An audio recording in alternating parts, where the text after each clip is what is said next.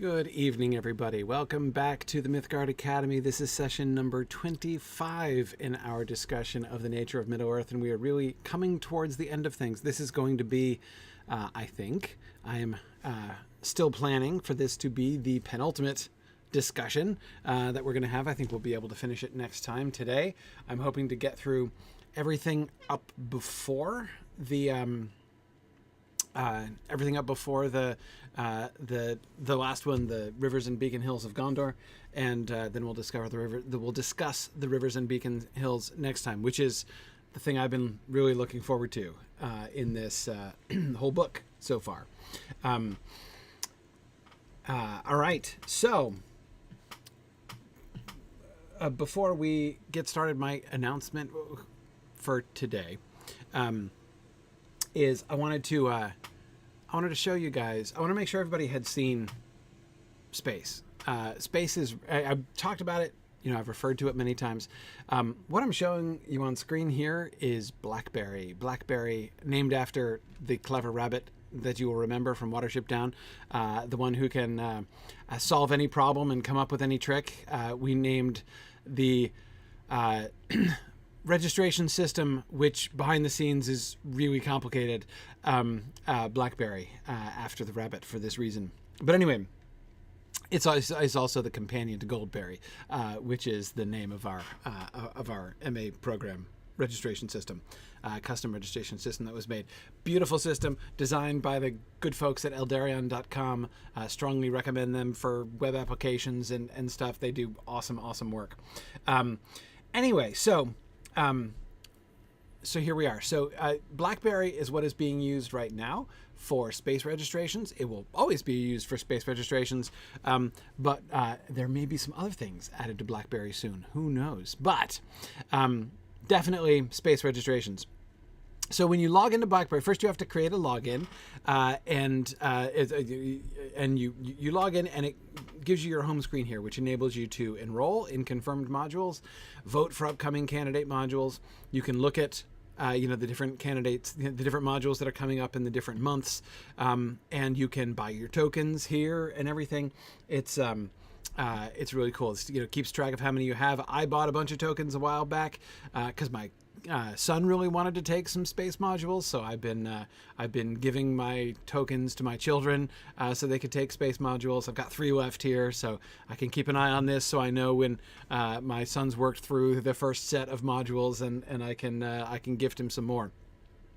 But you can see, so for instance, if we look at the upcoming modules for May, we can see the entire list of modules that were put forward for May. Some of them were confirmed, a couple of them were not, and we're going to come back and try them again. They just didn't work out with people this month, so we'll try them again next month, or the month after. So you can see all your options. Got our advanced reading modules in Old English and Old Norse.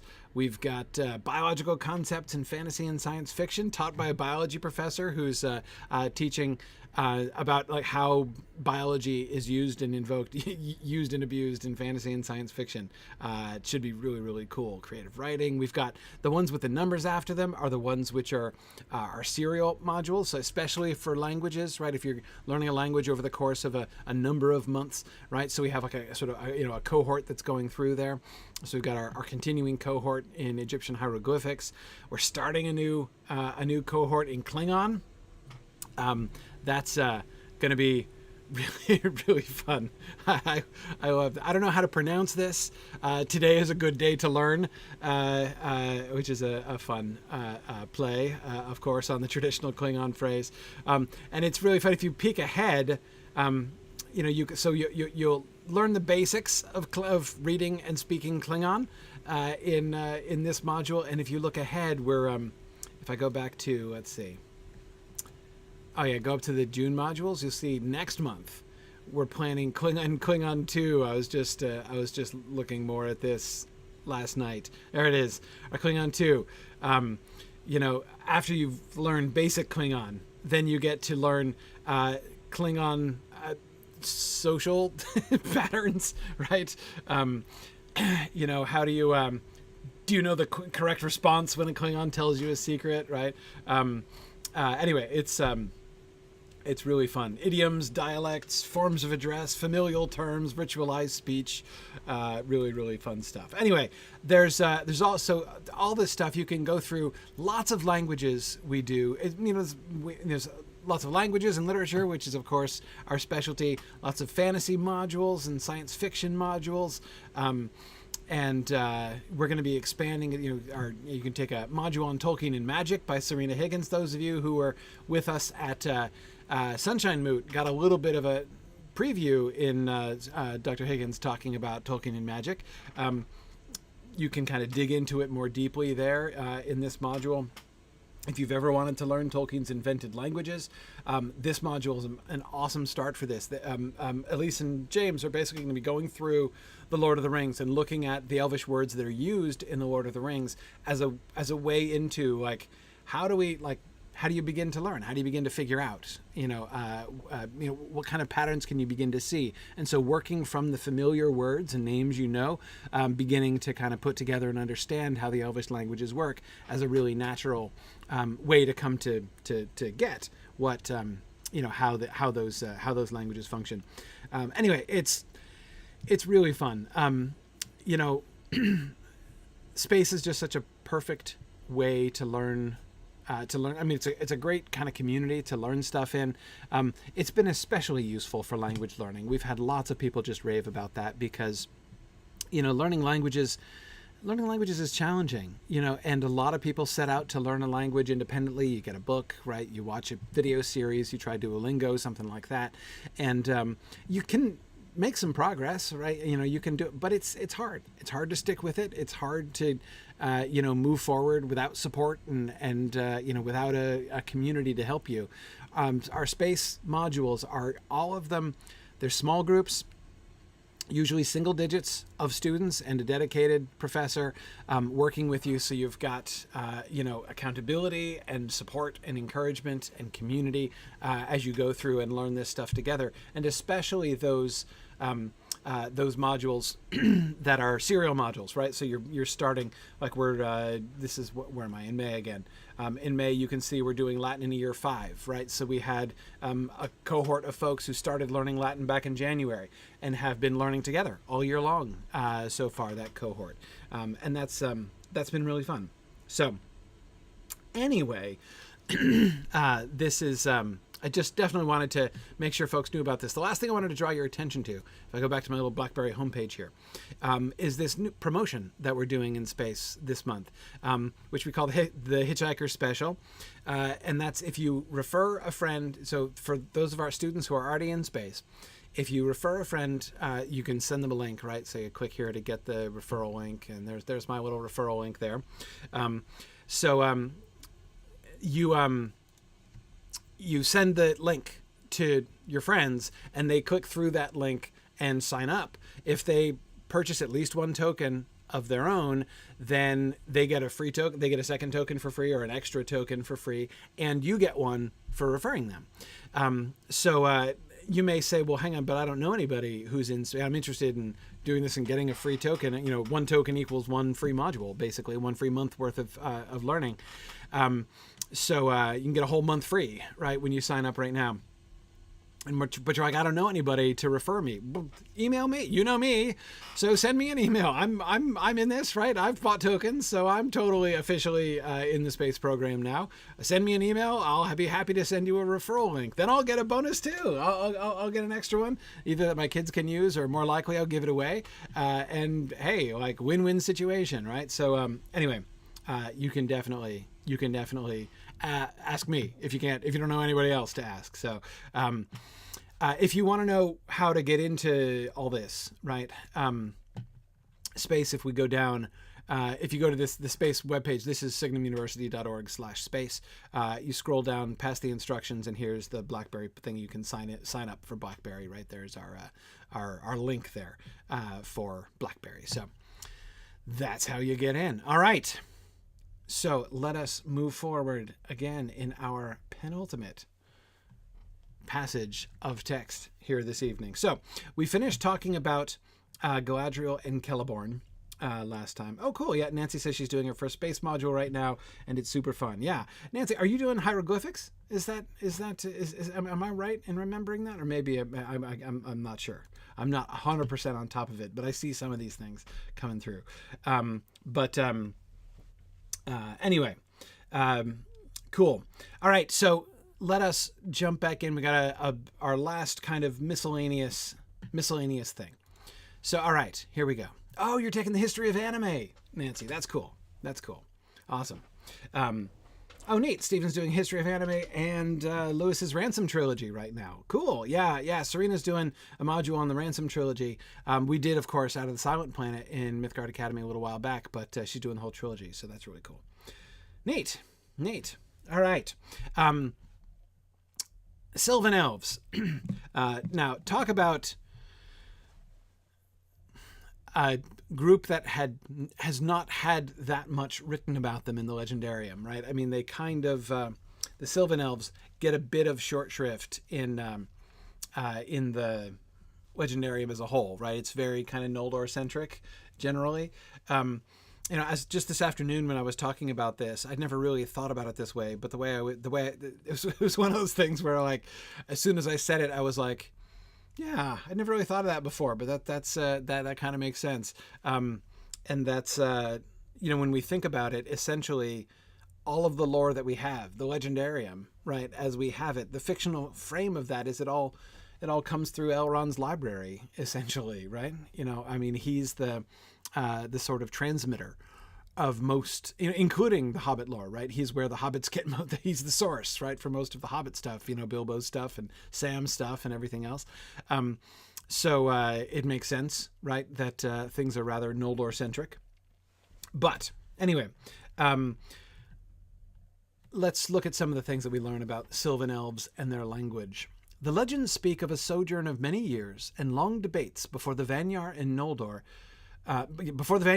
after long exploration, began the crossing by the pass under the Red Mountains. So he's referring, of course, to the sojourn on the east side of the Misty Mountains, right? And now you'll remember we read some of this, right, back in the mathematical section of the book when we were talking about the Great Journey, right? The great, the trip from Cuiviénen to the sea, the Great March. You'll remember that they stopped for a long time and remained in the general Lothlorien area, right? Living there for quite some time until finally the Vanyar and Noldor were convinced to move on. So that's kind of what he's referring to here. Okay. They were followed by some 2/3 of the Teleri. A third, mainly belonging to the folk of Olwe, had become during the delay well contented and remained behind. There was no contact between these Sylvan elves and the Grey elves, the Sindar, who in the event also remained in Middle-earth and never crossed the Great Sea until the Second Age and the ruin of Beleriand. So this is, of course, is just, little recap for those who are familiar with the Silmarillion and the three groups essentially that the Teleri, the last and largest of the kindred of the elves, split up into, right? You've got the whole group of the Teleri that sets out. They get to the Misty Mountains. A third of them don't ever cross, right, and decide to stay on that side, and the other 2/3 do eventually go across and enter into Beleriand, and then another portion of them stay there, and then finally the last remnant go over the sea, right? So those become the Teleri who live by the shore, and then you've got the Sindar are the ones who stay in Beleriand, and the Sylvan elves are the ones that stay in Mirkwood. So you got the Sylvan elves and the Grey elves. One thing that we get here, which is interesting, is the proportion, right? That 1/3 of the Teleri, the Sylvan elves make up 1/3 of the original crowd of Teleri that were there, which you'll remember is also what we saw with the Avari as well, right? 1/3 of the Avari remain, 1/3 of the elves remain behind and become the Avari, and then 1/3 of the elves from the March are remaining, or of the Teleri on the March rather, are remaining behind to become the Sylvan elves. So that's an interesting little sort of piece of parallelism there that we're getting. Okay, in Manish terms, that was a time as long maybe as all the years that now lie between us and the War of the Ring. In Manish terms, that was a time as long maybe as all the years that now lie between us and the War of the Ring. I find that sentence very, very striking. And the reason I find it, that sentence, it's like breaks the fourth wall, in a sense, if you see what I mean. Normally, we're always looking and talking within the context of the legendarium itself, right? Within the context of, sort of Middle-earth time. And that there is a measurable amount of time between the War of the Ring and the modern day is not like a completely unheard of idea, right? He's talked about that before, and we've read some things, about the amount of time there. But as a comparison, I had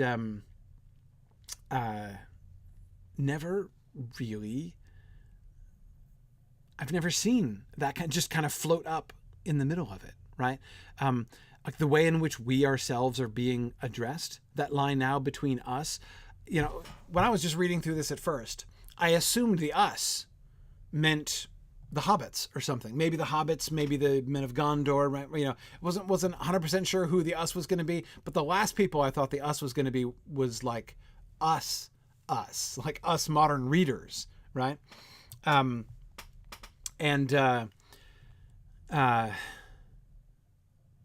Yeah. Oh, man, sorry. Did I forget to change the title again? I apologize. Wednesdays. Wednesdays are a challenge in that way. My apologies for that. Anyway, so Gene's got it on Twitch, but not on YouTube or everywhere else. Whatever. It's fine. We'll fix it. We'll fix it. Anyway, but you see what I mean? Like the us that's involved is it's not even unusual to see an us from within the framework, right? But that us very rarely includes us ourselves. Anyway, I find that sentence really kind of blows my mind when I come to it.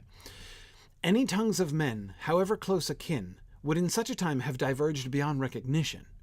It was not so with the Elvish languages. They changed indeed, in Middle-earth at any rate, in much the same ways as do our languages, but much more slowly. For as Elvish sight and hearing were limited in range as ours are, and yet were keener and of greater range, so were their memories of things seen and heard. In the first age, after the end of the great journey, in 1,000 years, the unheeded change in the speech of the elves that remained on the hither shores, that is, in Middle-earth, was no more than in 2 generations of men. This is a really interesting discussion, and you can see Tolkien kind of at various points in his life shifting about in how he conceives of this working. And by this, I mean the change in Elvish languages over time. On the one hand, the change in Elvish languages over time is the fundamental premise upon which Middle-earth is built, right?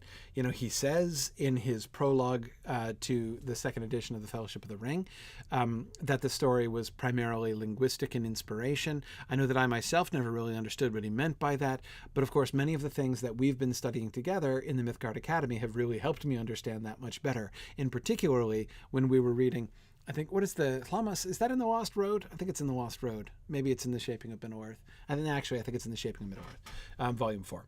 Anyway, you can really see how he actually began with a linguistic exercise, right?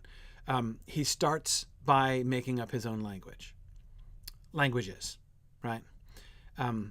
Well, he starts by making up his own language, and then he, not being content with making up a language and being a philologist and being fascinated at how languages change over time, he then began to create a theoretical history for his language, right? So he makes up a language, but not just a static language. He then throws all of these scenarios, right?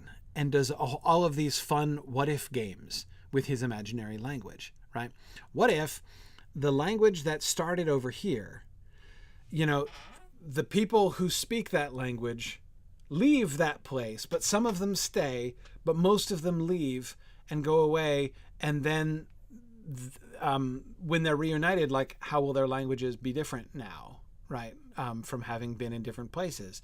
And then, of course, you see him beginning to throw out all of these other scenarios, right? And what if this, what if these, divide up in this other way, and they live in proximity to these other subgroup of this, but not so much these, and then these come in later, and so then they border this other group, and so all of this stuff. This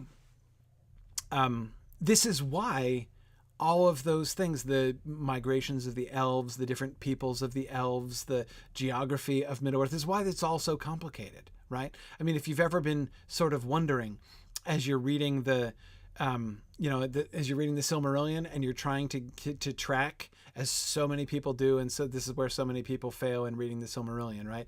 Going through and you're reading about the migration of the elves, and you're reading about like the Sylvan elves and the green elves and the gray elves and all the different names for each of them, and it gets so confusing, right? And so many people are like, why does he do this? Like, well, this seems needlessly complicated, right? But this is why. It was needfully complicated, right? All he's doing is now trying to give a narrative form, or rather he's trying to give a narrative context to these linguistic games, essentially, that he was playing before. Oh, thank you, Mary. The Thlammus is in the Lost Road. Yeah, I couldn't remember which one it was in. Anyway, so it's really fun to see how that came about. But anyway, as I was saying, there are some potential problems with the change of Elvish languages over time, right? Because the migration, the way that you get from, like Latin to Spanish, for instance, right? That can happen over the course of a few hundred years, right? But it's a gradual thing that tends to happen over generations, right?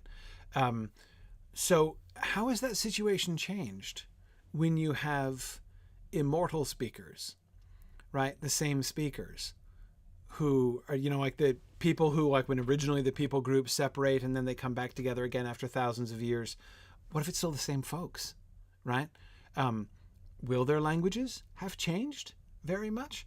Right, so Tolkien found himself confronted with, he kind of found himself caught in a cleft stick of his own cutting. Right, if it's the same folks and their memories are really good, why should their languages have changed at all?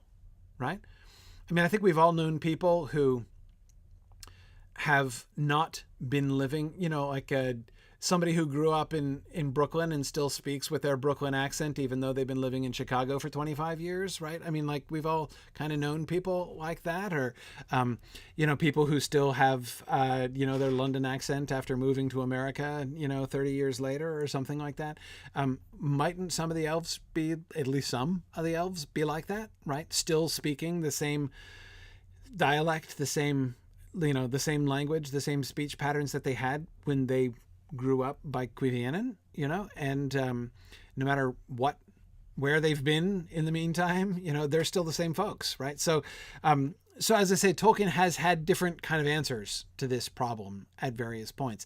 There was one point where he actually suggested that the languages of the elves changed more readily and more rapidly even than human languages can be seen to do, because the elves themselves are so creative, right? It's not that they forget or just kind of, their accent themselves just kind of shifts unconsciously over time, but rather they themselves are continuously shaping the language consciously, right? Making changes. It's part of their own creative impulse, right?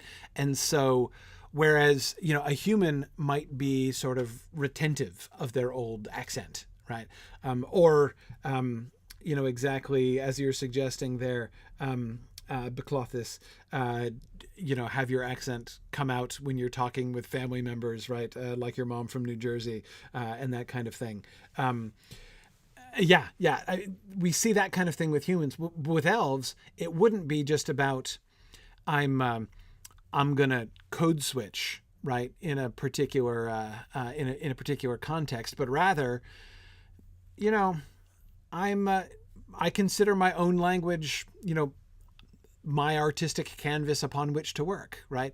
And that the difference between the shift in Elvish languages over time and the shift in human languages over time is that Elvish language shifts are happening consciously, like as a result of creative effort rather than of just unconscious shift. Anyway, so there, as I said, there are a whole bunch of different moments where Tolkien has kind of addressed this and kind of thought his way through this situation. And another thing that we have seen many times in the nature of Middle-earth, which definitely comes into play in the whole elf language question, is the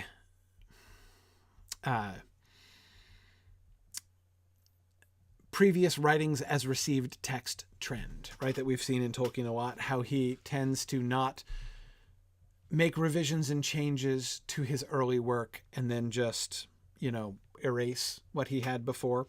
But as he's niggling and fiddling with his language, with his languages, deciding that, this word is a better way, or this sound is a better way to convey this word than this other word, instead of just saying, oh yeah, that's my older version of Quenya. It's not as good as my current one, so I'm just going to throw that out.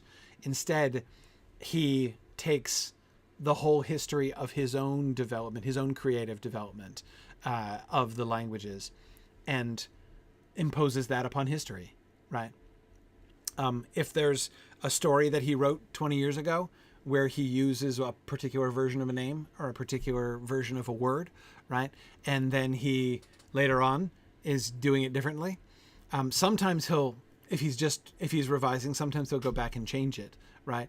But sometimes he won't, right? He'll just incorporate that change into the historical frame of the story itself. Anyway, so these are, sort of some of the games that Tolkien is playing with his languages here. Where we could see him being here, right, is in the trend where he's saying, okay, yeah, the Elvish languages, they change naturally but slowly, right? Slowly compared to human equivalents, right? So the 1,000 years, in the 1,000 years, right, in the first age after the end of the Great Journey, in 1,000 years, the unheeded change in the speech of the elves. Notice that specification, the unheeded change. There might be heeded changes, right? Creative changes, things that they changed on purpose. But there also might be some unheeded changes. There are, he says, some unheeded changes. And in 1,000 years, it changes about as much as it would change in 2 generations of men. What does this start to sound like? If you do you see what I mean? Hang on. Sorry. Are you getting any flashbacks from part 1 from the math section? Sorry, I don't know what's up with me and the sneezing here this evening, but think of those proportions, right? In 1,000 years, the unheeded change in the speech of the elves that remained on the hither shores, that is in Middle-earth, was no more than in 2 generations of men, right? Yeah, exactly, Mr. Dennis. I smell math in the background here too, right? This sounds very much like the mortal equivalence thing he kept doing with their ages, right? 2 generations of men, 1,000 years of Elvish speech development in Middle-earth. It sounds very much like those mortal equivalents of ages, right? In other words, he seems to be trying to subject them to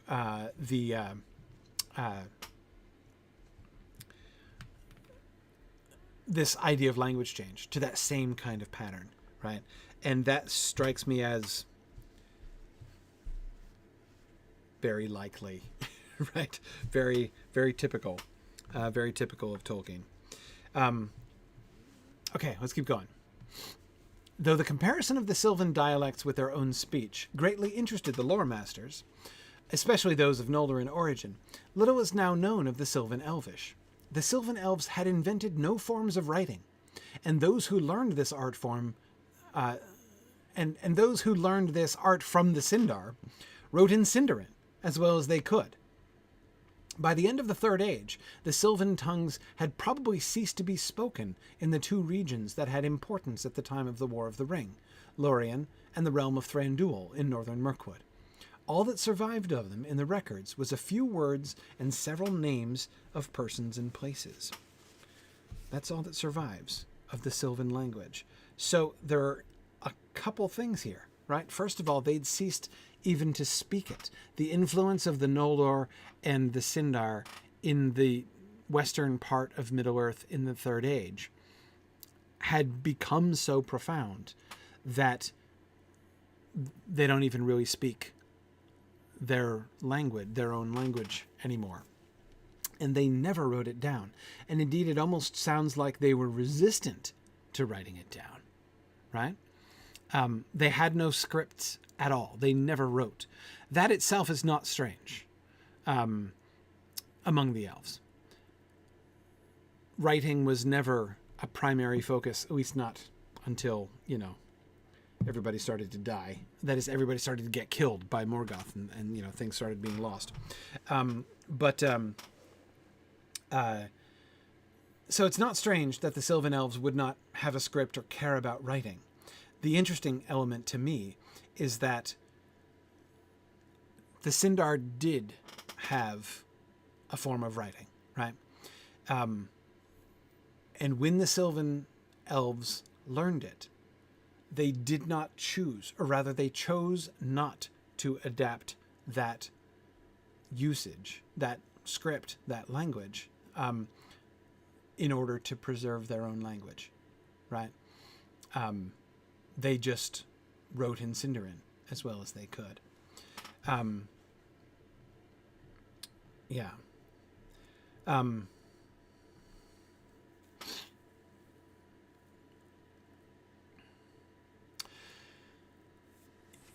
Cecilia, Cecilia says, is some of this Tolkien retconning Haldir's comment, we seldom use any tongue but our own? Yes. Cecilia, what I have a hard time understanding here, though, is this seems to be a contradiction. Somebody look this up for me and make sure I'm getting the quote right. Doesn't Legolas say that their speech is sundered? The speech of the elves of Lothlorien is sundered from the speech of them in the Sylvan realm in the north. He speaks, he can talk to them, right? Haldir and his brothers, right? But I'm pretty sure, if I'm remembering correctly, Legolas speaks of their languages being sundered, and I don't see how to reconcile that with what Tolkien is saying here. If the Sylvan tongues had ceased to be spoken in Lorien and in Mirkwood, that means they're all speaking Sindarin, right? In which case, how would it be sundered? Maybe by an accent, Tomas? That seems possible.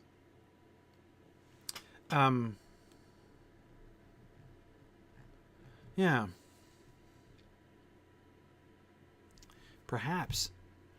Is there something kind of dialectical, right?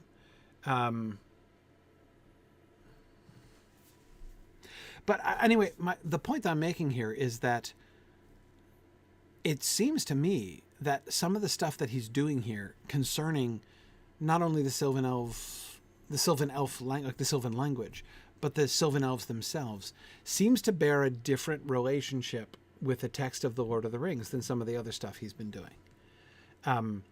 Most everywhere else, we have seen him accepting the Lord of the Rings as an established text, right? And dealing with that. But here he seems to be... Thank you. Okay, awesome. Thank you, Chad, for quoting the text here.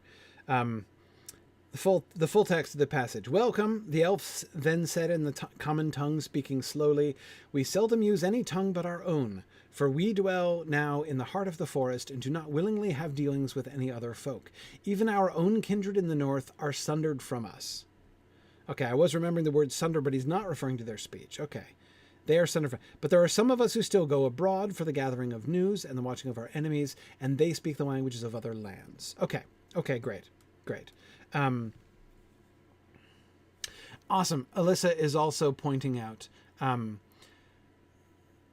before that, Legolas's initial exchange. There was a sound of soft laughter over their heads, and then another clear voice spoke in an elven tongue.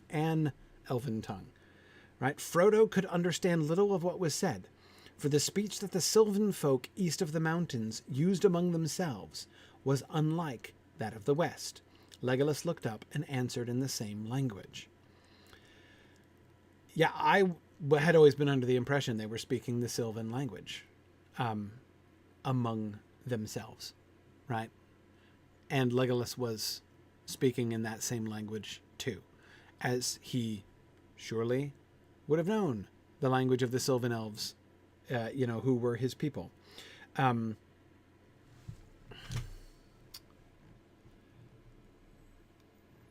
Yeah. Okay. So it doesn't say, as I was recalling, so I remembered the use of the word sunder, but he says the people are sundered from us, not that their language is sundered from us. Okay, so he doesn't say that explicitly.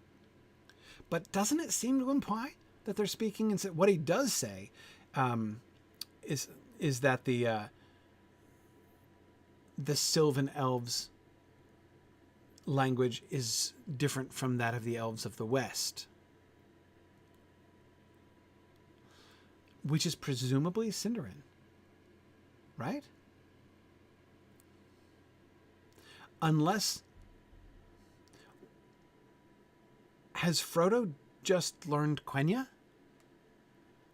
and doesn't know Sindarin? Seems unlikely, doesn't it? Because, Tolkien also says in places that nobody really speaks Quenya anymore to each other. That it had become a language of lore. And Sindarin is the language that they speak. When we get...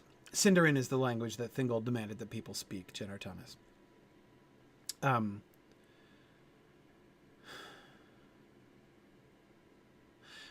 Chad, you're right. I'd never thought about that. Chad is pointing out that Frodo didn't seem to know what Cirith Ungol meant, right? He didn't. He failed to translate Cirith Ungol. That's interesting. But Alyssa, that's what I was just about to say before Chad makes his excellent Cirith Ungol point, that Frodo does understand the Rangers of Ithilien, who are speaking in a form of Sindarin. So, yeah, I think that he... I don't know. For all of these reasons, that is the fact that I had never really been able to imagine that Frodo did not understand Sindarin.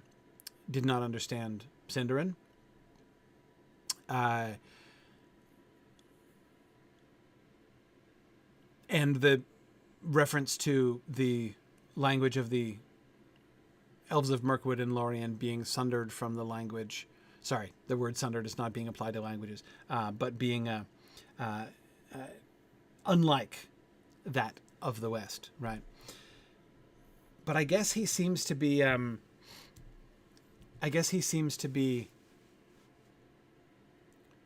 Backtracking on that a little bit here, doesn't he? Changing his mind about the use of Sylvan languages. It wouldn't be the most, a very exaggerated, change that he's making. But anyway, interesting. Yeah, I agree, Stephen. Place names can be challenging. You could be forgiven for hearing the name like Cirith Ungol and not knowing that you're meant to take it quite literally, right? Yeah.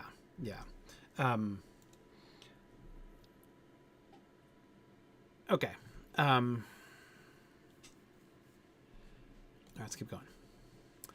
Those names that are Elvish, at least in form, in the northeast, may naturally be supposed to have been originally devised in the Sylvan tongue of Thranduil's realm, which had extended into the woods surrounding the Lonely Mountain, before the coming of the dwarves in exile from Moria, and the invasion of the dragons from the far north. The elvish folk of this realm had migrated from the south, being kin and neighbours of the elves of Lorien, but they had dwelt east of Anduin. Their movement had at first been slow, and they had for a long time remained in contact with their kin west of the river. Their unrest did not begin until the Third Age. They had been little concerned with the wars of the Second Age, but in that age they had grown to a numerous people, and their king Orifer led a great host to join Gil-galad in the last alliance.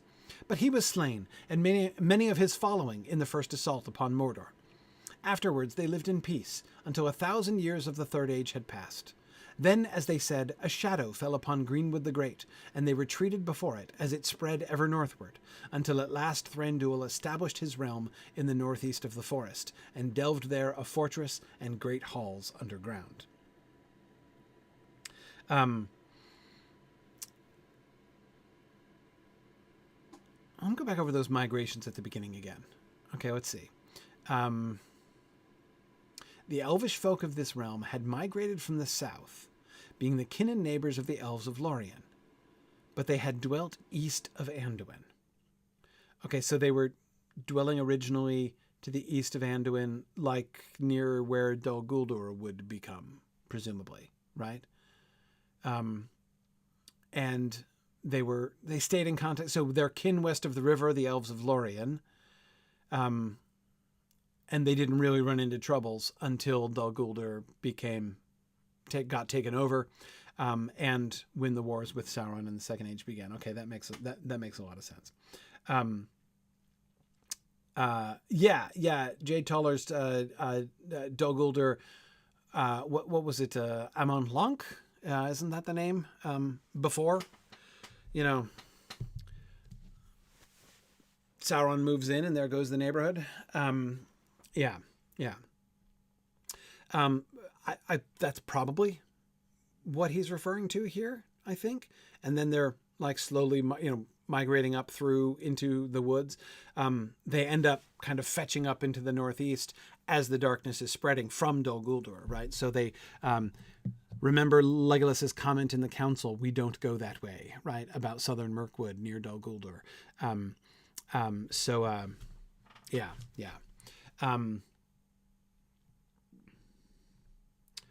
Cool.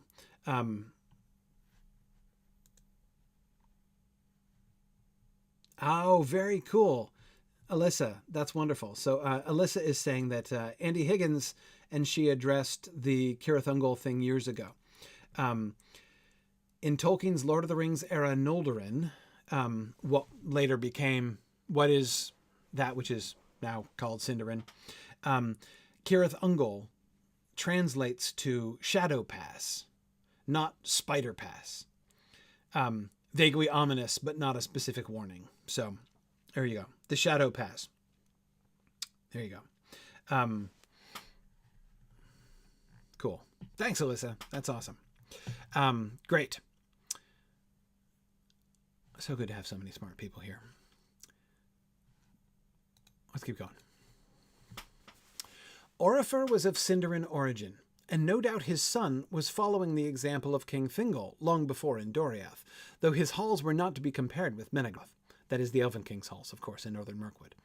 He had not the arts, nor the wealth, nor the aid of the dwarves, and compared with the elves of Doriath, his Sylvan folk were rude and rustic. He had come among them with only a handful of Sindar, and they were soon merged with the Sylvan elves, adopting their language and taking names of Sylvan form and style.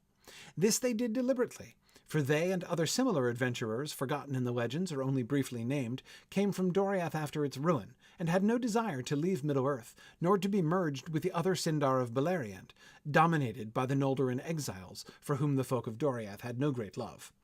They wished indeed to become Sylvan folk, and to return, as they said, to the simple life natural to the elves, before the invitation of the Valar had disturbed it. So the Sylvan elves, especially the Sylvan elves under Orifer, right, are going back to the land, right, in specific, well, not rebellion against the Valar, but trying to recover the innocence pre-invitation, right? Thus already, they're like a retroactive Avari, right? Thus already in the Second Age, Orifer had withdrawn northward beyond the confluence of the Gladden and Anduin, to be free from the power and encroachments of the dwarves of Moria, and still more, after the fall of Eregion, from the domination of Celeborn and Galadriel. So when Eregion falls, Celeborn and Galadriel move over to the east side of the mountain, and as far as Orifer is concerned, there goes the neighborhood now, right? They don't want to be drawn into the orbit of this Noldorin elf queen, right? So he moves up towards he starts moving up towards northern Mirkwood then. That's really interesting. They had passed through Moria. Galadriel and Celeborn, of course, had passed through Moria with a considerable following of Noldorin exiles and dwelt for many years in Lorien.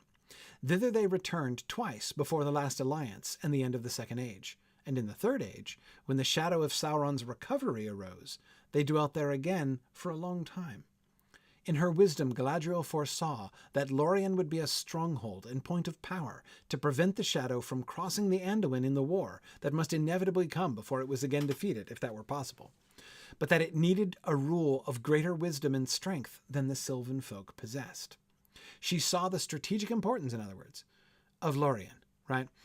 If Lorien were to be strongly held, then it could basically help to hem the forces of Sauron in the south and prevent them crossing over and troubling the northern part of the world. Remember, this makes me think of Boromir's comments in the Council of Elrond, right? And the response to him, right? Yes, Gondor has been a stalwart tower, right? Gondor might be the bulwark of the West, but what's keeping Sauron from just going north on the east side of the Anduin and then going around you, right? Lorien. Lorien is the answer to that question. It's Lorien that's keeping him from flanking Gondor, right, on the north side. But Galadriel doesn't trust the Sylvan elves, right? The Sylvan elves aren't going to be able to hold it, that strategic point, right? She'd better help out. Nonetheless, it was not until the disaster in Moria, when by means beyond the foresight of Galadriel, Sauron's power actually crossed the Anduin and Lorien was in great peril, its king lost, its people fleeing and likely to leave it deserted to be occupied by orcs, that Celeborn and Galadriel took up their permanent abode in Lorien and its government. But they took no title of king or queen, and were the guardians that in the event brought it unviolated through the War of the Ring. So, of course, they were not they didn't found the land of Lorien, right? There were already Sylvan elves there, had been Sylvan elves there for, ever so long. Okay.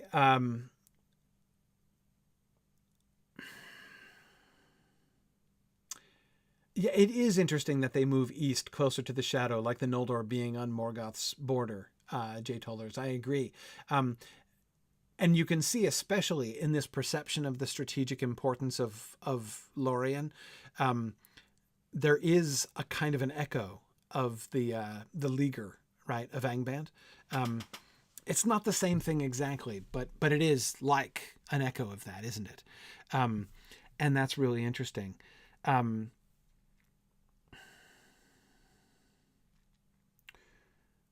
I want to go back to something in the top that I kind of skimmed over. Two things that I sort of skimmed over there. If Orifer was leading his back to the land, let's forget this whole invitation of let's become retroactive Avari thing, right? If he's doing that whole thing, doesn't that seem to reverse what he was saying before? I can't see how both things could be true. That is, I don't see how the Sylvan elves of Mirkwood become Sindarized and start speaking and writing Sindarin, right, under the influence of their new Sindarin overlords, Orifer and Thranduil and them who are coming in. On the one hand, it seems like we were being told that, but now we're being told something quite different. That Orifer and the other Sindar who came with him, far from Sindarizing the realm, Sylvanized themselves, right? They adopted their language and took names of Sylvan form and style deliberately, right? They wished indeed to become Sylvan folk, right? So how does that happen then? Which is true. And he seems to be writing these things at the same time, right? Isn't he? I haven't shifted chapters and didn't notice, did I? No, still in chapter 17. I don't know how to reconcile those two things, right? That the wood elves of northern Mirkwood, even though technically their king, Legolas and Thranduil are Sindar, Legolas himself seems to identify as a Sylvan elf, right?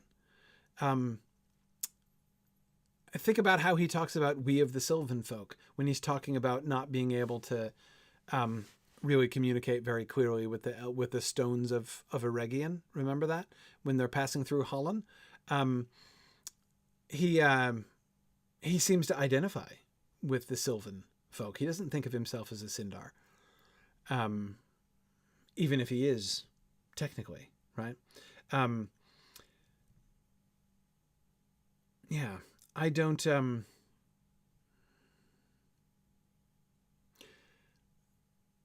It would seem to me to be entirely typical of Tolkien's approach.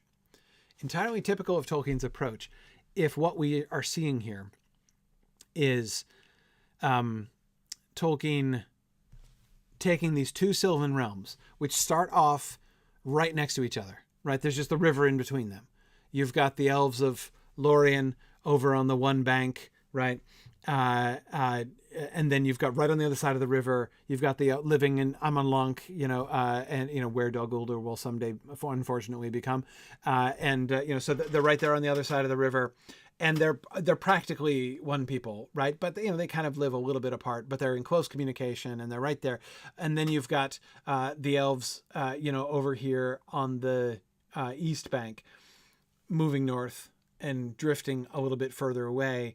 And then you've got the intervention, right? Then you get the Noldor invasion, right, of Lorien, not just by Galadriel and Celeborn, but by refugees from Eregion as well, right? And so then you have the active Noldorization of the Lorien realm, and then you've got the northern realm, which becomes like more radically Sylvan, right, as time goes on, and that this would presumably, again, this sounds exactly like the kind of scenario that Tolkien was always coming up with for the sake of his linguistic experimentation, right?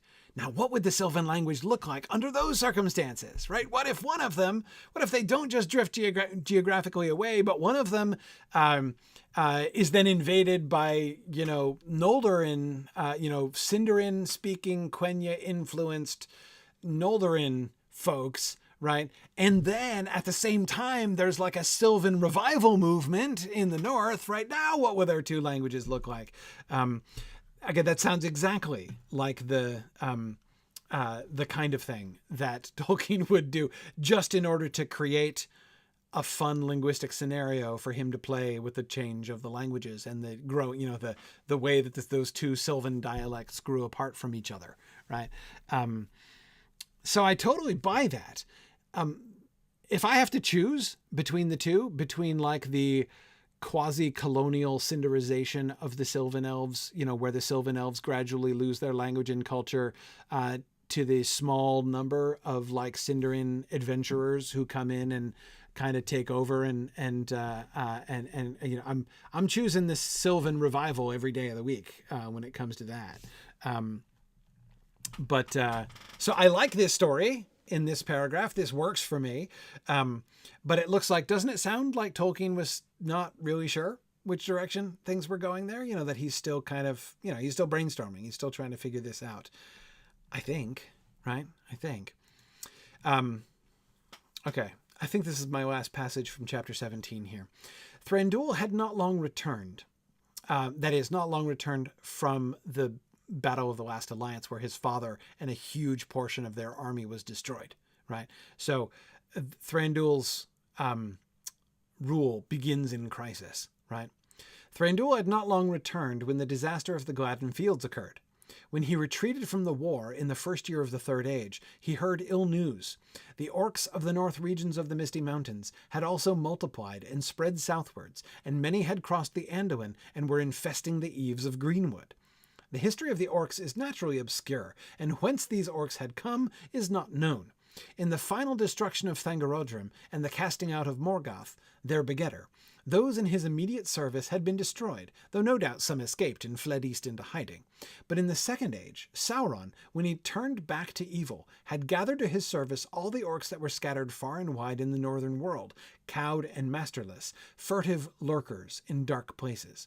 He rekindled the lusts of their black hearts, and to some he showed favor, and fed them lavishly, breeding and training them into tribes of strong and cruel warriors. In the Second Age, the presence of the lesser and more furtive Orcs in the mountains, between Carn Dûm and the Etten Moors, had long been known to the elves and the Dunedain, but they were not yet much troubled by them. These Orcs feared the elves and fled from them, and they did not dare to approach the dwellings of men or to assail them on their journeys unless a lone man or a few rash adventurers strayed near their hiding places. But things had changed. While the greater part of the strength of elves and men had been drawn away south to the war with Mordor, they had become more bold, and their scattered tribes had become leagued together and had dug a deep stronghold beneath Mount Gundabad. Slowly, they were creeping southward. Okay. There's so much fun stuff in here, isn't there? Oh man, where do we start? Okay, let's start with one most obvious thing, the spelling of the word orc, right? Here's Tolkien spelling the word orc with a K. Why is he now spelling the word orc with a K? I think when... Here's my impression, and if anybody has a different one, I'm always happy to hear you guys share it. When he changes the spelling of names, especially not Elvish names, like basically not as a part of the evolution of his language, there are basically there are a couple different factors, right? One factor is, how does it work within sort of, as it were, like the native phonology of the invented language, right? But another question, and this is a question that Tolkien was always conscious of, and we can see him referring to it many times in his notes and letters. He was also very conscious of how English readers of his book would pronounce, would either pronounce it or even would see it, right? For instance, I'm thinking of the it's one of his letters, I think, isn't it? Where he refers to the DH consonantal combination as something which looks uncouth to English speakers. We don't have DH, right, in English as a consonantal combination. And so it looks weird. And so he uses it sometimes like Karathras, right? But he uses it sparingly. And in particular, one of the places where he chose not to use it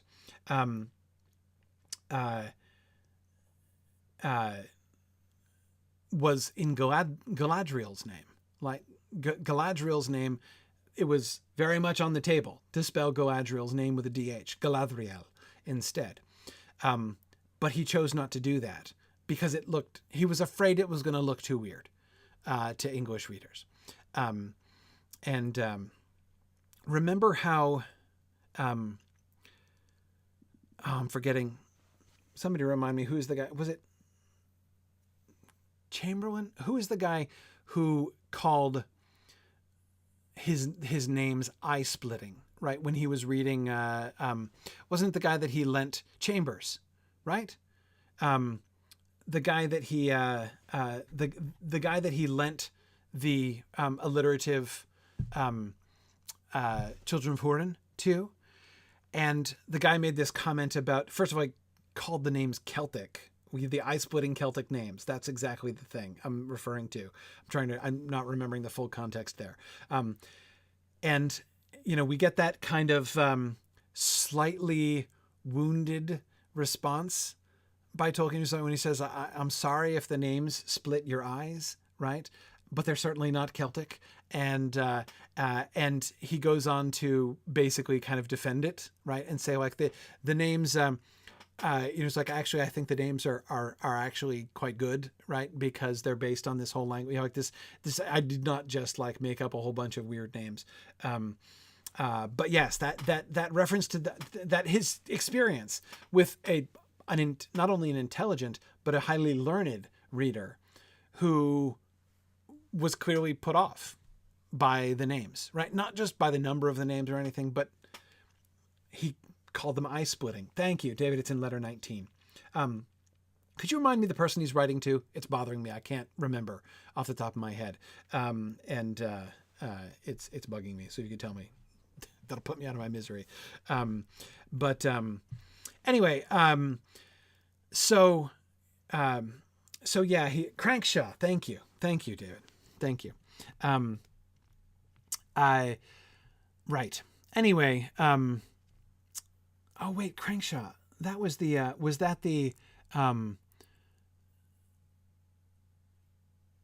the Lay of Lathian or the, boy, see, this is where I'm like, well, time to sit down and reread the letters. I think I'm forgetting all these things.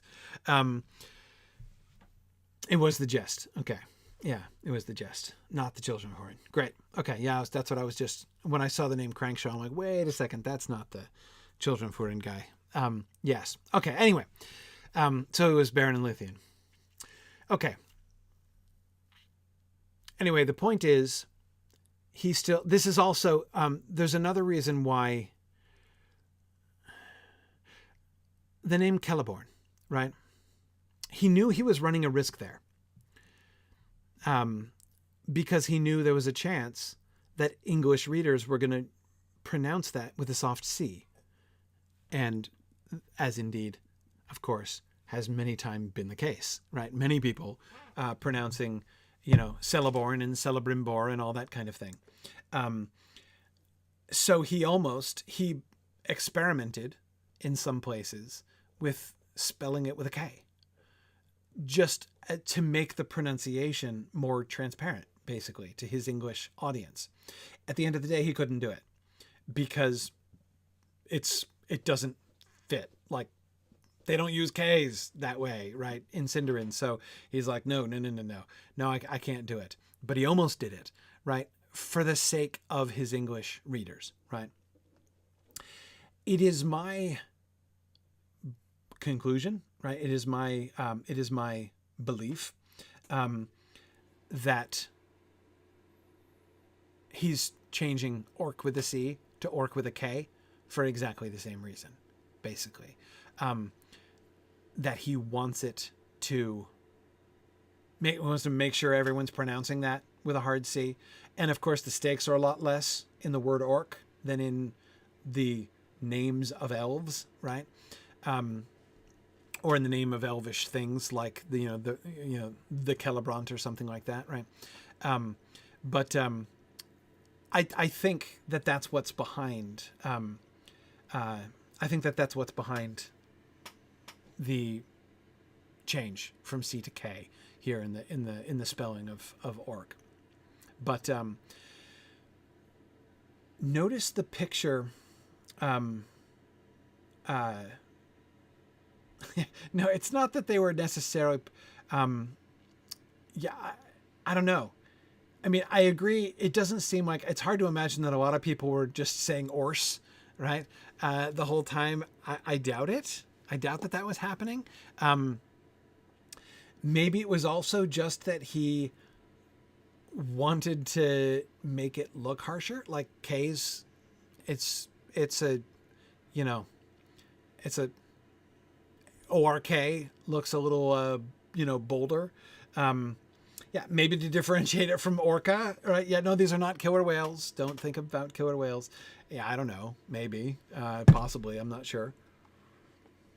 But anyway, but I do suspect that it has more to do with how the word looks to his English readers than it does the derivation of the word. I might be, if you know to the contrary, and again, I know some of you know Tolkien's languages much better than I do.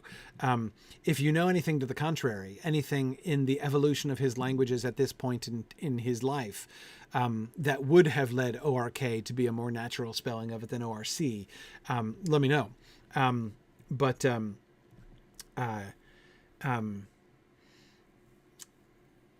I suspect that it's primarily both not only for the sound, but also for the look of the word for English readers. Anyway, let's back up from this specific question and let's look at the picture of the orcs that we're receiving here. You see what he's doing? We're doing some world building here, picturing what were the orcs like after the fall of Thangorodrim, before the rise of Sauron. We know that Morgoth makes the orcs, enslaves the orcs, empowers the orcs. Then he goes away, and for at least a long stretch of time, many of the orcs are not being, there's not a smooth handoff, right, between Morgoth and Sauron as far as who's controlling the orcs. So we have long stretches of time, presumably, I was about to say many generations of orcs, except of course we don't even know how long orcs live, since we don't know where they're from or what they are. Stephen, I was thinking of exactly that passage. I absolutely think that line is lurking in the background here. I'll come back to that in a second. But you see what he's imagining? What were the orcs like? Were the orcs not evil? Were they good? Did the orcs, left to themselves, did the orcs set up, a constructive society? Is that what we see here? Right? Until they're re-enslaved by Sauron, and then, there goes hundreds of years of, progress in their civilization back down the tubes. I don't think so.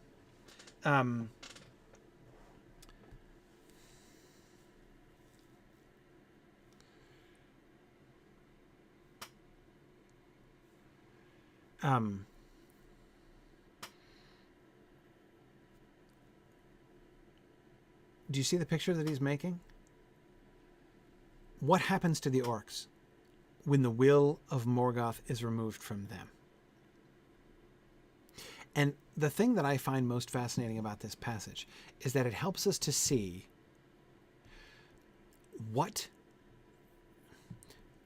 elements of orcish behavior are like natural to orcs?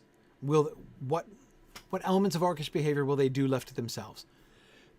And what is derived from the power of Sauron or Morgoth? They become more like animals. Yes, they do. They do.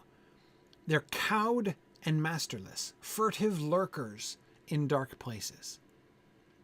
They don't form a constructive society and move forward with their newfound freedom, building a new society, right? Instead, they hide, right? And seem to live a more or less bestial existence. Now, notice what Sauron does to them. He rekindled the lusts of their black hearts. Their hearts are black. There does seem to be a corruption which is bred into them. The inclination to act orcishly is not the thing that is being imposed upon them from without, or rather, it was imposed upon them perhaps I guess at their creation, right? But it's not the thing. That's not the feed that Morgoth is supplying them with, right? What he's supplying them with is courage. Courage.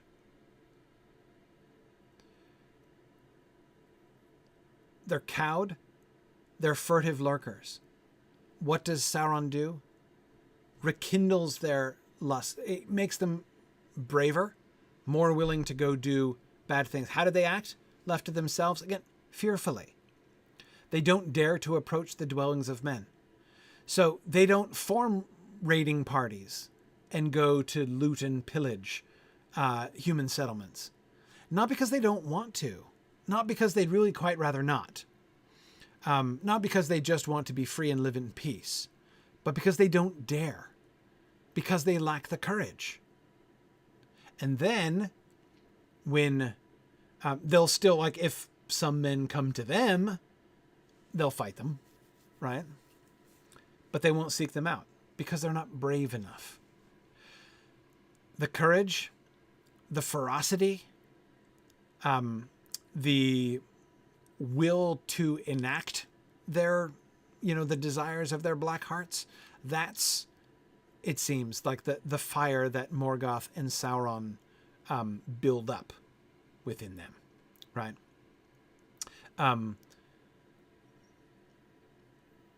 While the greater part of the strength of elves and men had been drawn away south to the war with Mordor, they had become more bold, and their scattered tribes became leagued together and dug a deep stronghold beneath Mount Gudabad.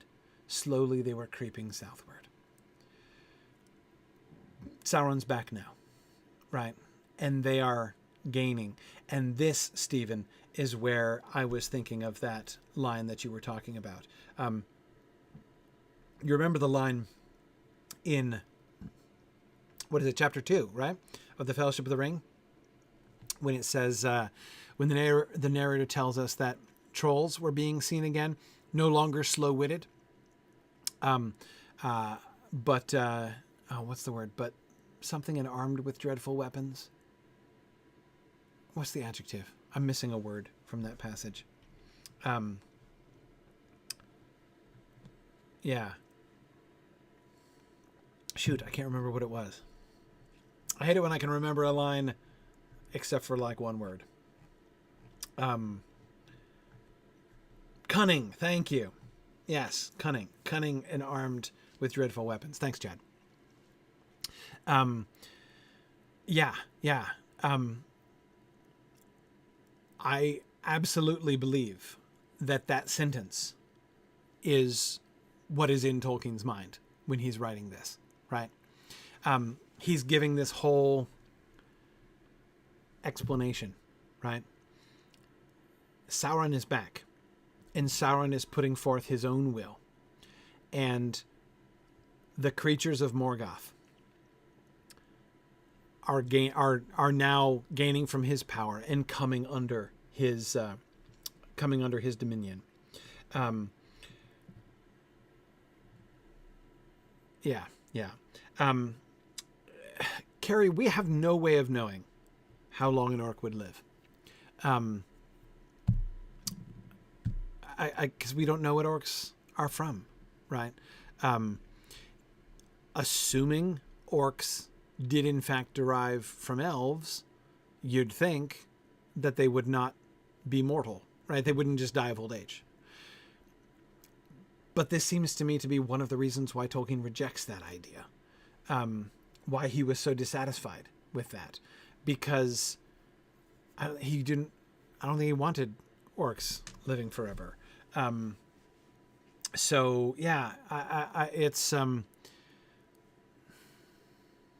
I really don't think so. But anyway, yeah. That's really interesting, Mr. Dennis. Sauron and Gandalf both kindle hearts. Yeah. Thinking about, Gandalf and Sauron setting up across from each other, right? Each attempting to kindle the hearts of, to rekindle the hearts of those whose hearts had grown cold, right? That's what we see both of them doing in their own very different ways, right? That's a really cool observation. I think that's really cool. Yeah.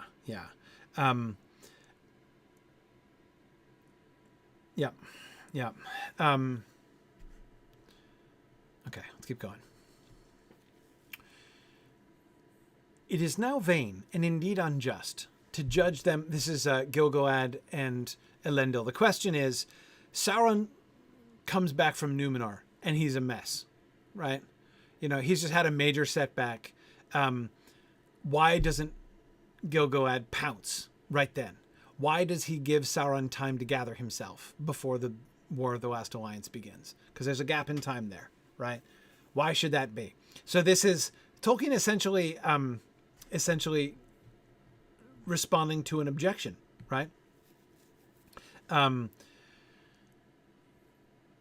It is now vain and indeed unjust to judge them foolishly, not to do, as in the end they were obliged to do, to have quickly gathered their forces and assailed Sauron.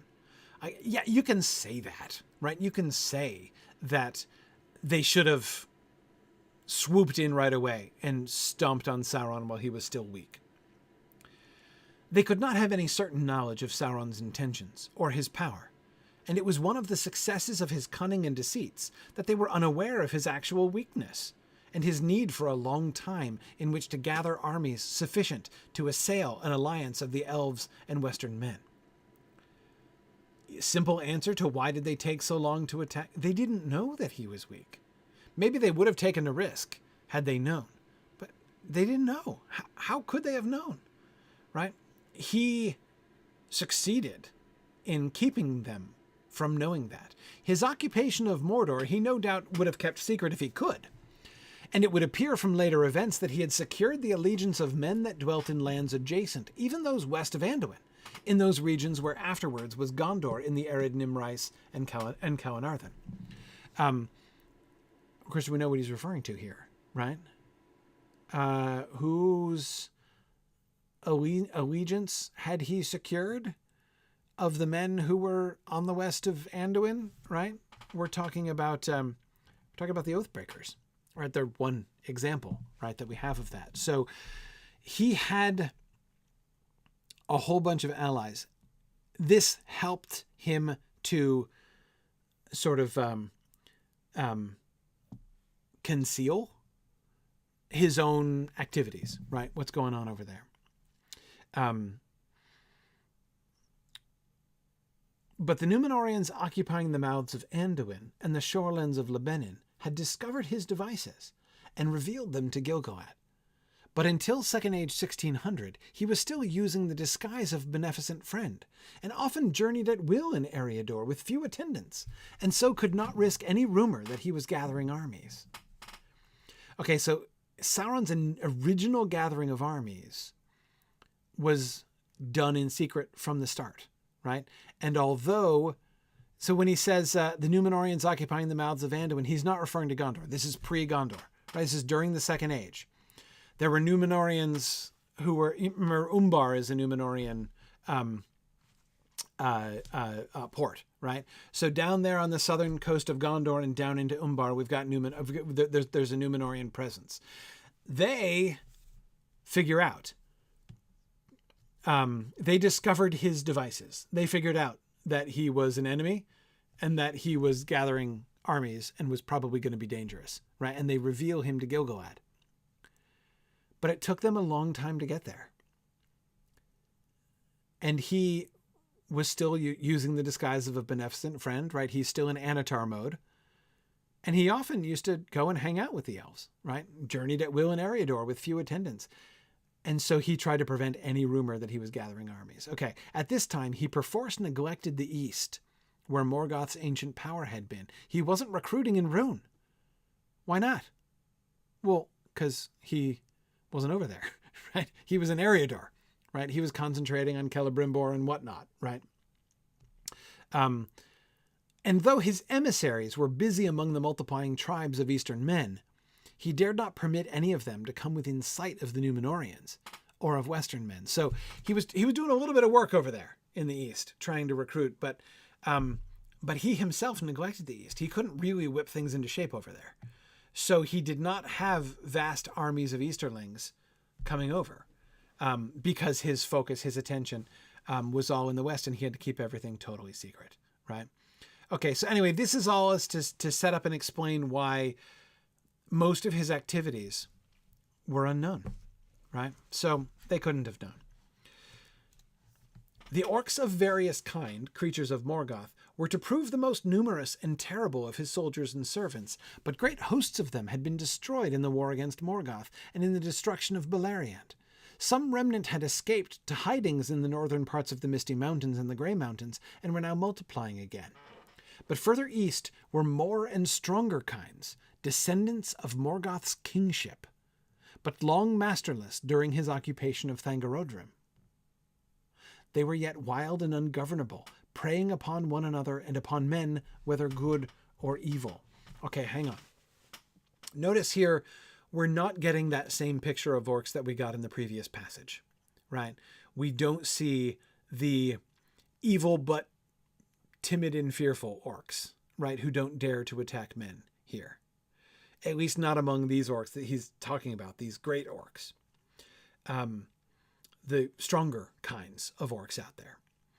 These are merely wild and ungovernable, so Sauron's control over them is merely going to be using his will to dominate and bring them into line, right? But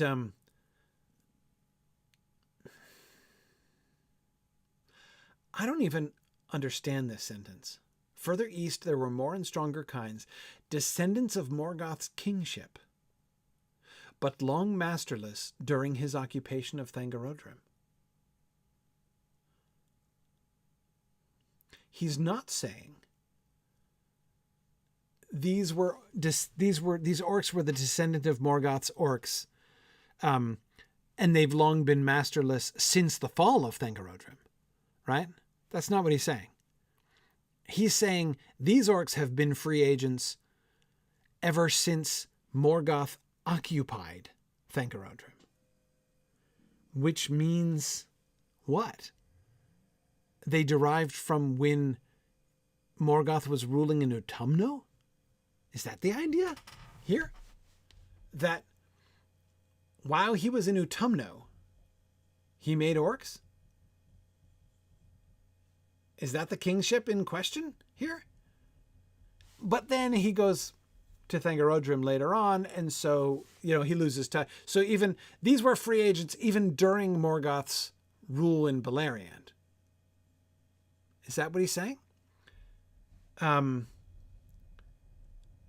That's hard to imagine, because that's before the elves awoke, isn't it? So where are we now with the origin of these orcs, if the elves haven't even woken up yet? Are we now imagining, at least entertaining the possibility of basically Morgoth having pulled an Aule? Right? He makes the orcs in mockery of the elves, not after the fact, but before the fact. Right? I know these children of Iluvatar are coming. I got a vague sense of what they're going to be like. So I'm going to get in there first and create my own children. You know, these will be the firstborn, right? I'm not saying that I can't imagine Morgoth doing it, right? Or wanting to do it. But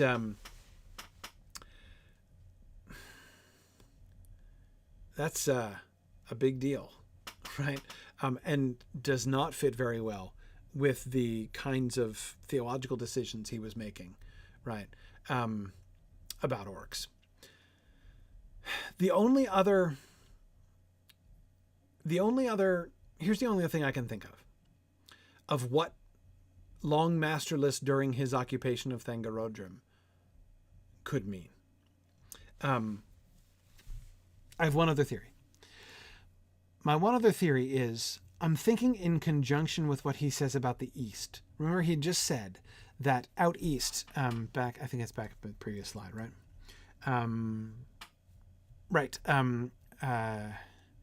At this time, he perforce neglected the East where Morgoth's ancient power had been.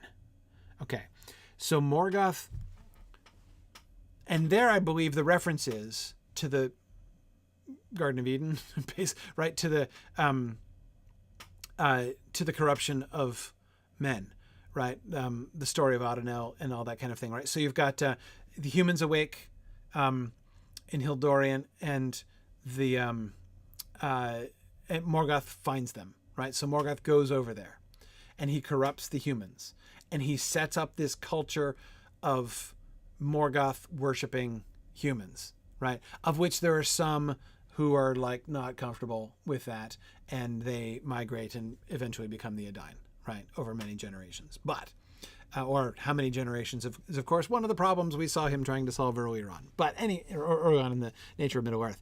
Anyway, okay. If that's what he's referring to as Morgoth's ancient power, Morgoth had been ruling as God King of the East among humanity, right? New young humanity out there in the East. So that out in the East there, where, you know, you have the old cult of Morgoth, which could be revived, obviously fertile recruiting ground for Sauron when he's trying to set up for himself in Mordor, right? But again, we have here in this slide the explanation for how he couldn't do that, because he was really focused on the elves westward. But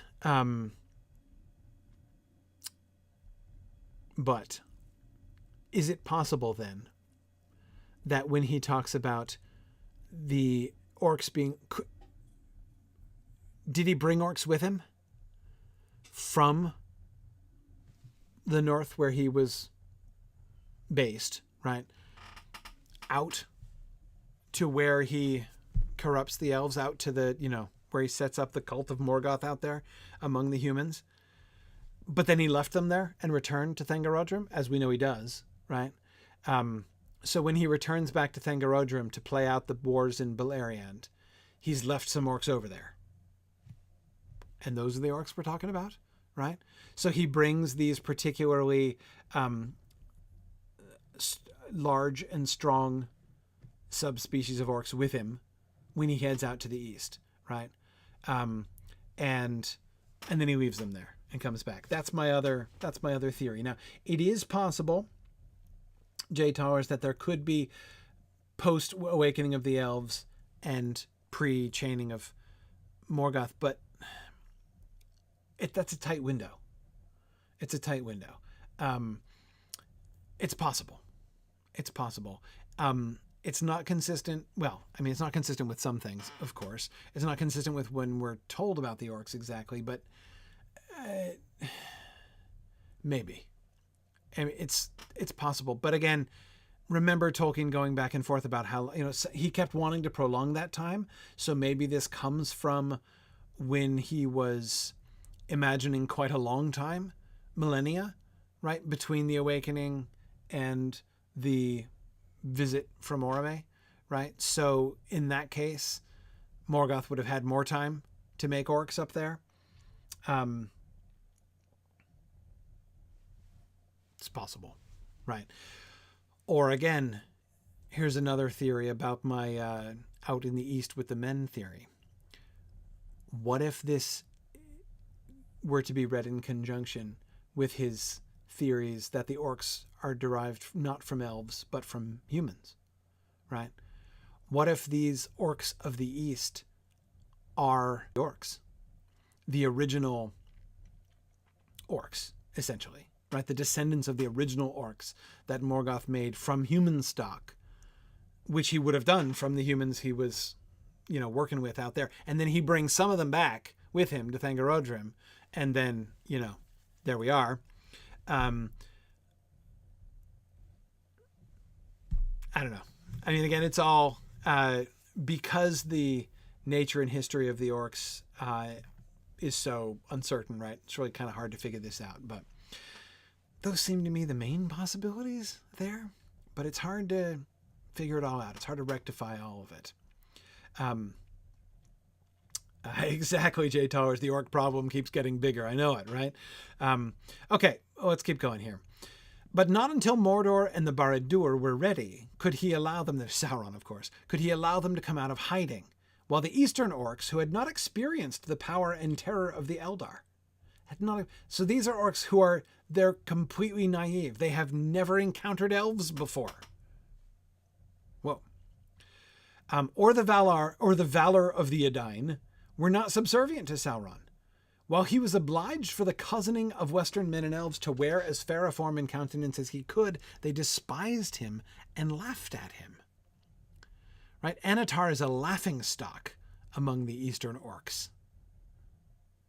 Thus it was that though, as soon as his disguise was pierced and he was recognized as an enemy, he exerted all his time and strength to gathering and training armies, it took some 90 years before he felt ready to open war.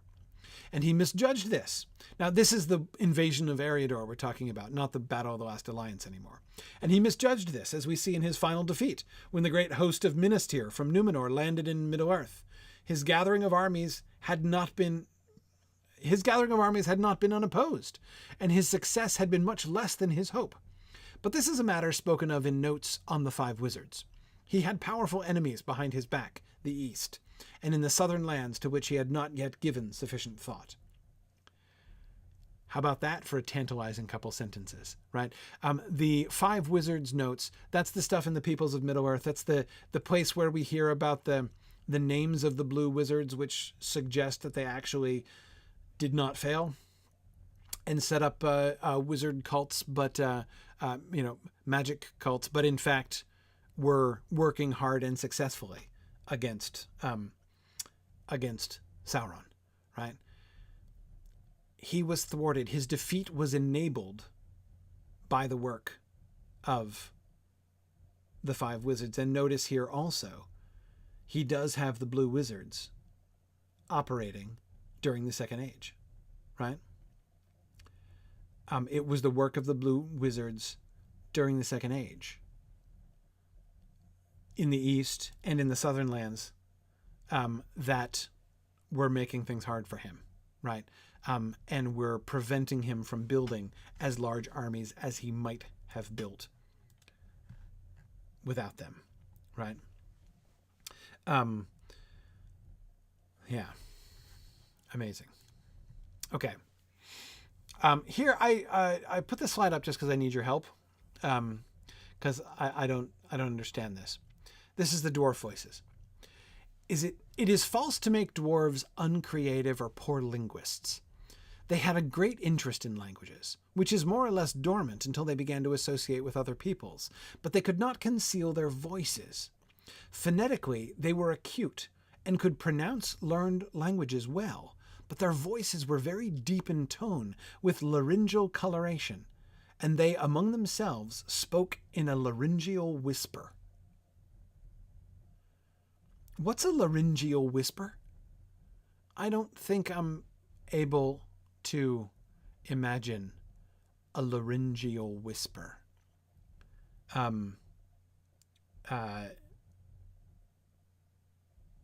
It sounds like some kind of resonant whisper from deep in the throat. But I mean, I know what the words mean individually, right? But I cannot hear in my imagination what a laryngeal whisper would sound like. Nor do I therefore understand precisely what laryngeal coloration is. Yeah, I don't know. I mean, I know what the larynx is, right? But I don't. I don't understand those ideas. So if anybody could explain to me what he's on about here, right? I am not enough of a linguist to follow Tolkien here. So anybody who can explain this to me, I would be grateful to try to so I could try to picture, right? To try to hear, in my mind's ear, the voices of the dwarves. Of course, I'm reminded of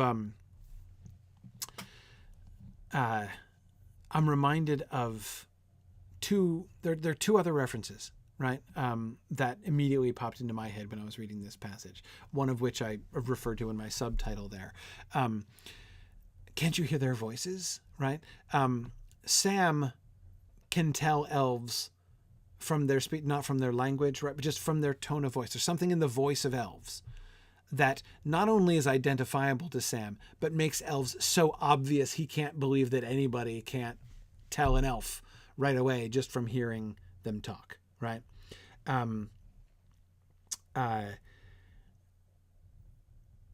Okay. And so that's one thing. There's something, what is it exactly that Sam is hearing in elf voices that make everything so, that make that so obvious to him? I don't know exactly, right? But that's one passage that I thought of. The other one is Treebeard to the hobbits, right? I like them, nice little voices, right? It was his hearing the voices of the hobbits that showed him they weren't little orcs, right? But dwarf voices apparently are fundamentally different. I don't know that Treebeard would have liked dwarf voices, right, if he heard them. Yeah. Okay. Alyssa, thank you. Alyssa says, okay, it's the whole laryngeal coloration thing is part of Proto-Indo-European theory. Original phonemes were made further back than sounds in descendant languages, so further back in your throat. So she suggests looking up laryngeal theory in Wikipedia. Okay. I mean, I feel like the phoneme that I make, that I've trained myself to make, thanks to Tolkien, right? That I've trained myself to make, which is closest to my larynx, is that first syllable in the Orcish word for fire, right? The GH, which he says is like the back of the throat consonant, that the one that they do in like Hebrew and Welsh and things, but when we don't do in English. But it's voiced, right? So that consonant, rash, right? Rash. It took me actually a lot of practice. I remember reading Tolkien's description of that. And I couldn't do it. Like I literally could not generate that sound in my throat, without practice. And I'm like, you got to push from the diaphragm, right, to make that sound. Anyway, so Alyssa, that's the closest thing. That's the closest any phoneme gets to my larynx. So yeah, certainly most of our phonemes are in, the front of our mouths and stuff. Anyway, so yeah, I will look it up. Laryngeal theory. I will look that up and see what I find. Thank you for that. Okay. A couple quick notes.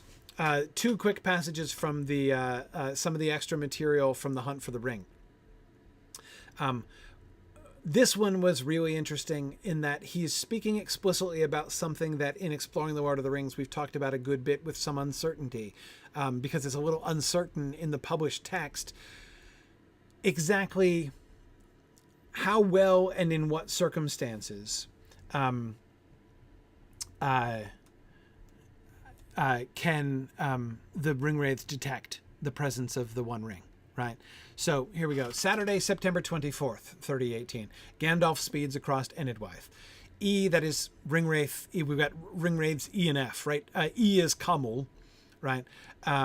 And F, we don't know who he is, but so it's Ringwraiths E and F. This is in the list that Tolkien made, trying to figure out like where each Ringwraith was at any given point, right? As he's kind of mapping everything out. So this is E and F are the two who invade the Shire. E picks up the stock road and overtakes Frodo at approaches to Woody End, probably by accident. He becomes uneasily aware of the ring, but is hesitant and uncertain because of the bright sun. He turns into the woods and waits for night. After dark, becoming acutely aware of the ring, he goes in pursuit, but is daunted by the sudden appearance of the elves and the song of Elbereth. While Frodo is surrounded by the elves, he cannot perceive the ring clearly. Okay, so, on the one hand, under some circumstances, the Ringwraith, this is Kamul here, right? Kamul is acutely aware of the presence of the ring. So he's coming straight for Frodo after dark, right? And this is, of course, when Gildor comes across them and saves them, right? He's acutely aware of it in the dark, right? But when the sun is shining, so the sun is one effect, right? In the bright sun, he can't sense it as much. He's uneasily aware of the ring, but the sun gives him the heebie-jeebies, right? So he can't go after it, and he apparently can't pick it up that clearly, right? The signal's fuzzy for the Ringwraiths in the bright sunlight, right? And then the other thing, this was really cool about how when Frodo is surrounded by the elves, the Ringwraith can't perceive the ring. It's one thing, merely a confirmation of what seems pretty clear in the text, that he's daunted by the sudden appearance of the elves in the Song of Elbereth, right? Sure, clearly, he withdraws when the elves come, singing their Song of Elbereth. So that both of those two things, the elves and Elbereth, would be involved in the Ringwraith's withdrawal, right? When they come in, seems clear. But the fact that the mere surrounding of Frodo by elves also dampens the ring signal, right? Really interesting. Exactly. It's like a ring Faraday cage, right? Elves. Yeah.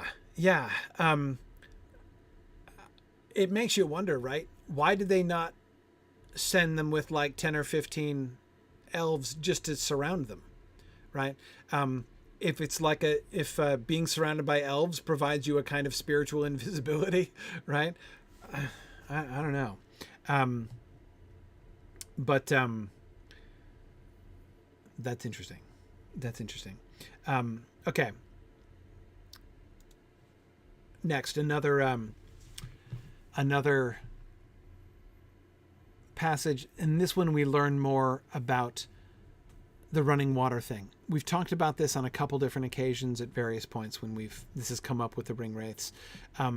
Tolkien did seem to want to kind of incorporate some of the traditional sort of folklore and fairy tale ideas about running water, right? And how the crossing of running water is something that evil spirits often have a hard time doing, or is impossible for evil spirits, for the dead, or something like that. Ghosts, that kind of thing.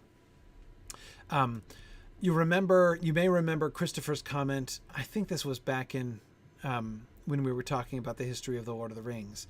How Tolkien had originally wanted the Ringwraiths to only be able to cross rivers at like certain, moments or in certain ways and stuff, but he couldn't make it work because there's just too many rivers in Middle Earth, right? How are they ever going to even get to the Shire if they can't cross rivers? But here we can see him kind of returning to that idea, and I loved this. E, that is Ringwraith E, is now well aware that the ring has crossed the river, but the river is a barrier to his sense of movement, so he can't tell what's happening with the ring over there. Also, E and F, and all the Nazgul, hate water, and they will not touch the Baranduin. Its waters were to them elvish, for it rose in Nanuial, which the elves still controlled. Frodo spends night at Crickhollow. Gandalf is drawing near to Tharbad, so you see him, staging it out day by day, right there. The Brandywine. it's not just water. It's elvish water, because it comes from the lake Thranduil, even Lake Evendim, right? And Lake Evendim is still controlled in some sense by the elves, right? I don't know exactly the sense in which the elves control Lake Evendim, right? I don't know. But apparently they do. And the ringwraiths can feel the elvishness. There's some kind of elvish blessing, right?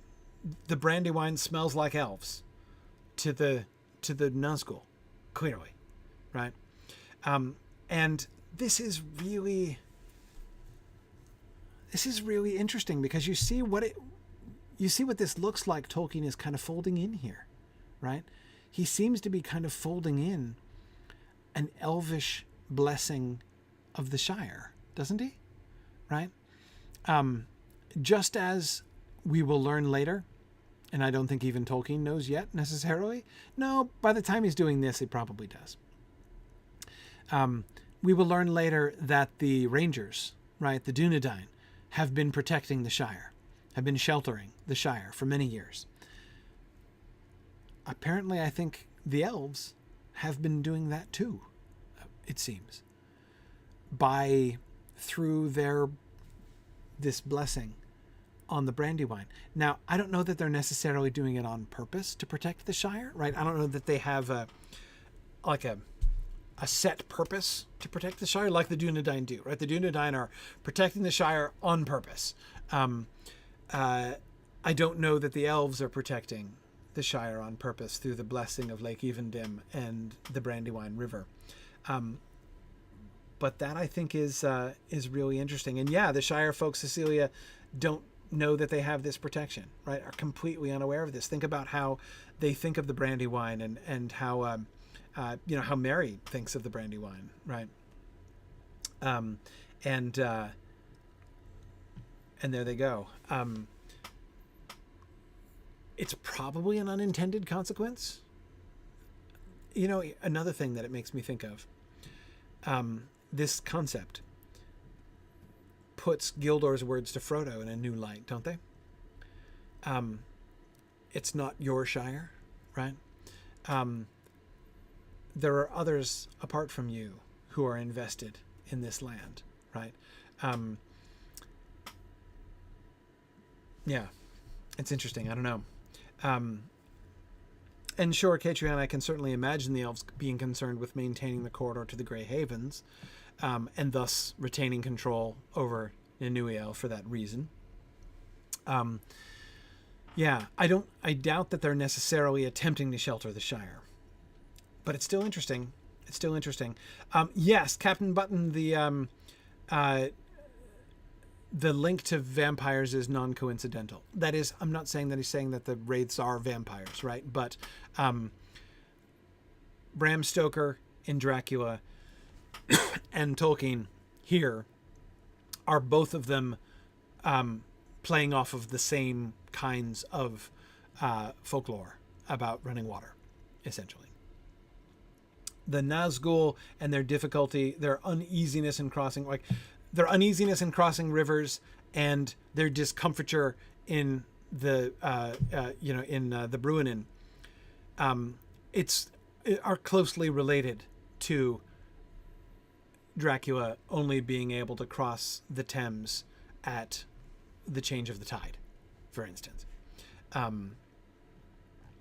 So those are they're not directly related. He's not alluding to Dracula. He's not connecting the ringwraiths to vampires specifically. Post Bram Stoker vampires.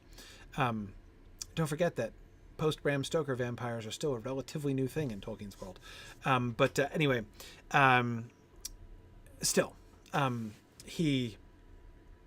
both of them, it's the same kind of cultural source that lies behind them. All right, I'm going to stop there. I'm running over time, but we have done it. We've come up to, but not including, the last chapter in the book. It's a long chapter and a fun and exciting one. So I'm looking forward to discussing the rivers and beacon hills of Gondor with you next time, and then we'll see. We'll see if we can finish that up. One more chapter. Thanks, everybody. Have a good night, and I will see you guys next week. Bye now.